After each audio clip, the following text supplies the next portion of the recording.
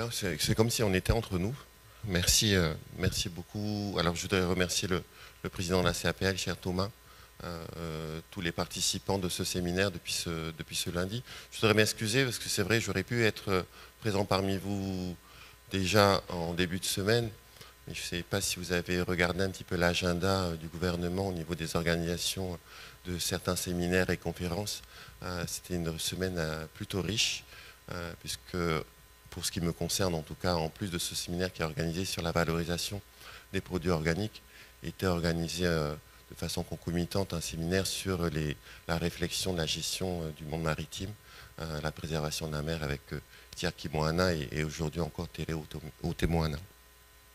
Mais en tout cas, cette partie de préoccupation, de volonté de réutilisation finalement, hein. Alors on les appelle les déchets, mais on sait tous que c'est de la sémantique, c'est du verbe. On doit plutôt les considérer comme des coproduits, puisque dans la nature, immanquablement, tout ce qui est généré par un organisme vivant est réutilisé par un autre organisme vivant et de façon à faire ce cycle de vie.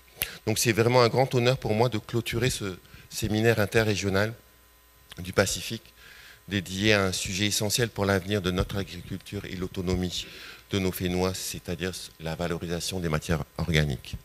Nous sommes à un tournant décisif où les défis environnementaux, économiques et sociaux nous obligent à repenser nos modèles agricoles en puisant dans la sagesse de nos ancêtres.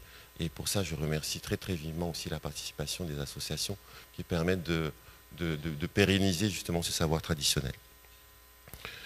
Nos Tupuna ont toujours su vivre en harmonie avec la nature limitée de nos îles, utilisant chaque ressource avec respect et ingéniosité. Aujourd'hui, nous devons nous inspirer de cette approche holistique pour créer une agriculture durable et résiliente.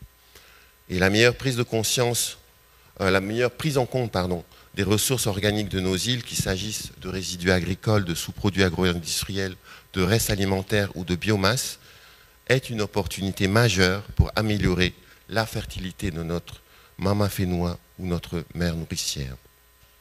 Et par ce fait, réduire notre dépendance aux engrais chimiques et nourrir nos animaux d'élevage. Cela nous permettra de revenir à une agriculture plus en phase avec nos traditions, tout en intégrant les innovations modernes. Nos ancêtres polynésiens pratiquaient déjà le compostage et l'utilisation des déchets organiques, et ce pour enrichir les sols.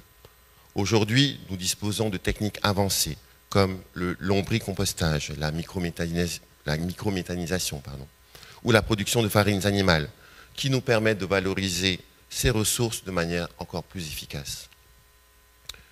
Mais ces méthodes s'inscrivent dans la continuité de nos pratiques ancestrales, tout en appliquant et en les adaptant aux défis actuels. Je suis fier ainsi de citer les initiatives locales qui illustrent cette approche, comme la plateforme de compostage de Tapu Tapu Atea, ou encore le projet Biovator, le projet de valorisation des larves d'insectes, ou encore la production traditionnelle d'engrais de poissons liquides. Ces projets montrent comment nous pouvons allier innovation et respect de nos traditions. Je porte actuellement à la validation des élus de notre Assemblée de la Polynésie française le projet de loi du pays relatif à la gestion des épandages des produits résiduaires organiques.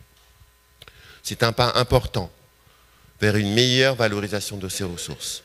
Cette réglementation s'inscrit dans notre volonté de transformer les nuisances d'hier en opportunités pour préserver notre Fénois, tout en développant notre sécurité alimentaire et la souveraineté.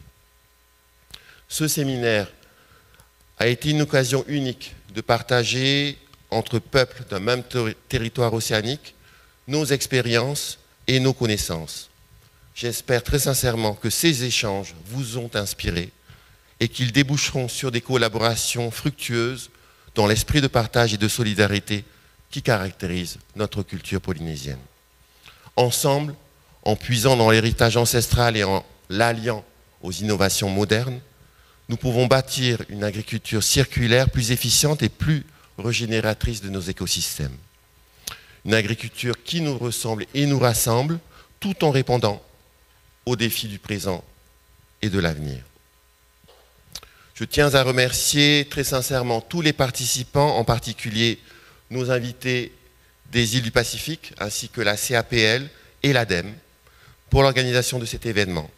Que l'esprit de nos Tupuna nous guide pour que nos territoires océaniques deviennent une solution au dérèglement climatique. Te aro whaiarei, marururo.